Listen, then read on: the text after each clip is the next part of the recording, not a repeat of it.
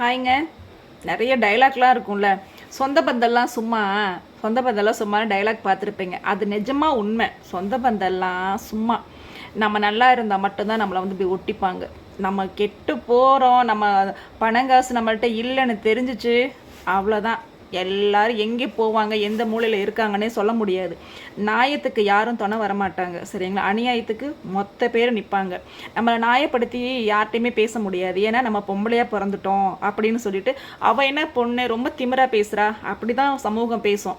அதை தான் சொல்லுவோம். நம்மளை வளர விட மாட்டாங்க. எந்த ஒரு கிராமத்துலலாம் இன்னமும் அது பழக்கம் இருக்க தான் செய்யுது. நம்ம ஒரு பெண்ணாக இருந்துட்டு இது கரெக்டு தப்புன்னு நீங்கள் சமூகத்தில் யார்கிட்டையுமே சொல்ல முடியாது.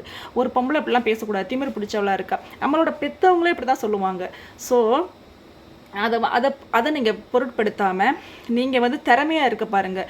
நான்லாம் நிஜமாலுமே ரொம்ப கிராமத்தில் பிறந்த பொண்ணு தான். ஆனால் யாரையும் வந்து அசிங்கமாக பேசணும்னு நினைக்க மாட்டேன். எல்லாரும் நல்லா இருக்கணும், வளர்ச்சியை வளரணும், நீங்கள் ஏன் இப்படி இருக்கீங்க, உங்களுக்குள்ள ஒரு திறமை இருக்குது அப்படின்னு நான் சொல்லுவேன். ஆனால் இவன் ஏன்னா எல்லாரையும் கெடுக்கிறா போல். இந்த பொண்ணுங்கள்லாம் வீட்டில் பேசாமல் இருந்துச்சு, இதை ஏன் வேலைக்கு போ, அதை போ, இதை போன்னு சொல்லிட்டு இந்த பொண்ணு ஏன் கெடுத்துட்டு இருக்கா, அவள் தான் இப்படி நல்லா அந்த வேலை இந்த வேலை அப்படி செஞ்சிட்ருக்கா அப்படின்னு என்னென்ன நினச்சது உண்டு.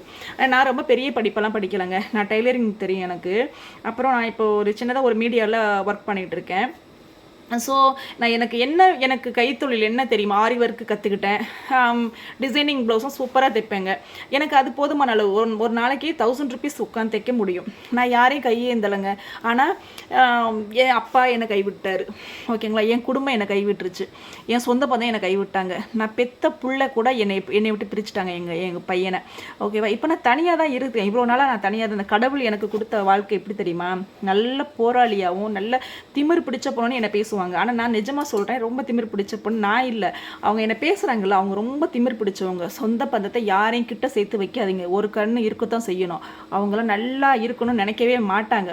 என்னோட அனுபவத்தை சொல்கிறேன். எல்லாரும் வேணும் வேணும் வேணும் எல்லாத்தையும் கிட்ட வச்சுக்கிட்டவன் நான். ஆனால் எனக்கு கஷ்டம் வரும்போது எந்த சொந்த பந்தமும் வரலங்க. அதனால் ஜாக்கிரதையாக பழகுங்க. ஃப்ரெண்ட்ஸு சொல்லிட்டு எல்லாரோடையும் சேர்ந்து உங்கள் வாழ்க்கையை நீங்கள் சீரழிக்காதீங்க. என்னோட அனுபவத்தை சொல்கிறேன். என் கூட எனக்கு நிறைய ஃப்ரெண்ட்ஸுங்க. ஆனால் காசு பணம் இருக்கும் பொழுது அவ்வளோ ஃப்ரெண்ட்ஸ் என் கூட இருந்தாங்க. ஆனால் என்கிட்ட பணங்காசு இல்லைன்னொன்னே ஒருத்தர் கூட கூட இல்லைங்க. எந்தெந்த ஊரில் எந்தெந்த நாட்டிலும் இருக்காங்க ஃப்ரெண்ட்ஸுங்க, பேசக்கூட மாட்டாங்க. இன்றைக்கி நான் யாரையும் டிஃபெண்ட் பண்ணி இல்லைங்க. நான் என்னை பார்த்துக்க தெரியும். என்னால் நான் 10 பேருக்கு நல்ல ஒரு ரோல் மாடலாக இருக்கேன், ஓகேங்களா? எதையுமே எந்த பெண்களுமே பயந்து போய் ஐயோ அப்படி இப்படி எது பேசுவாங்க அதை பேசுவாங்க யோசிக்காதீங்க. உங்களுக்கு எது சரின்னு போடுது அதை செய்யுங்க, ஓகேங்களா?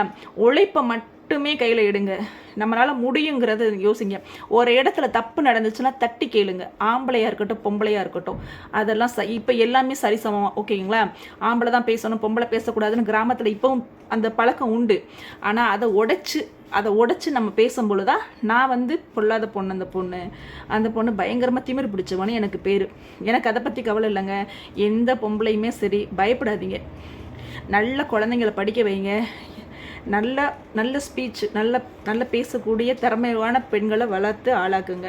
எந்த பிள்ளைங்களையும் அங்கே போகாத இங்கே போகாத தட்டி வளர்க்காதீங்க. அவங்கள நம்ம கண்ணோட்டத்தில் இருக்கணும், ஆனால் நம்ம அவங்க பார்வையில் இருக்கணும். ஸோ அதை தட்டி வைக்காதீங்க. பொம்பளை குழந்தைன்னு நினைக்காதீங்க. அந்த பிள்ளைய தைரியமாக வீரமாக வளர்க்க பாருங்கள். ஏன்னா நான்லாம் நல்ல குடும்பத்தில் பிறந்தேங்க. ஆனால் அவ்வளோ ஒழுக்கமாக வீட்டை விட்டு வெளியில் போகாமல் என்னை வளர்த்து கல்யாணம் பண்ணி வச்சாங்க. ஆனால் கல்யாணம் பண்ணதுக்கப்புறம் யாருமே என் கூட இல்லைங்க. உன் வாழ்க்கையை நீ தான் பார்த்துக்கணுன்றாங்க. நமக்கு எதுவும் சொல்லி கொடுத்து வளர்க்கலை, பொத்தி வீட்டுக்குள்ளே வச்சாங்கங்க. கல்யாணம் முடிச்சோன்னே வேணான்னு சொல்லிட்டாங்க. நமக்கு வாழ தெரியாமல் நான் ரொம்ப கஷ்டப்பட்டு தான் அது எப்படி அந்த வாழ்க்கையை கற்றுக்கிறதுக்கே எனக்கு சில நாட்கள் ஆடிச்சு. நான் எதுவாக இருந்தாலும் போல்டாக பேசுவேன். அதனால் திமிர் பிடிச்ச போனோன்னு எனக்கு பேர் என் சொந்த பந்தத்தில். எனக்கு அதை பற்றி கவலை இல்லைங்க. என்கிட்ட பணங்காசு இருக்கும்போது எல்லாம் வாங்கி சாப்பிட்டாங்க. என்கிட்ட பணங்காசு இல்லைன்னு தெரிஞ்ச செகண்டில் சொந்த பந்தமும் எஸ்கேப் ஆயிட்டாங்க. காலம் பதில் சொல்லுங்க. இப்போ அதே பணங்காசு என்னால் சம்பாதிக்க முடியும். ஆனால் அந்த சொந்த பந்தம் என் கூட வர முடியுமா? எனக்கு பட்ட அவமானத்தை நான் மறக்க முடியுமா என்னால்? அப்போது என் கணக்கு இல்லாமல் நான் செய்வேங்க. எல்லாரும் நல்லா இருக்கணும்னு நினச்சவனா. ஆனால் எனக்காக யாருமே இல்லைங்க. உஷாராக இருங்க.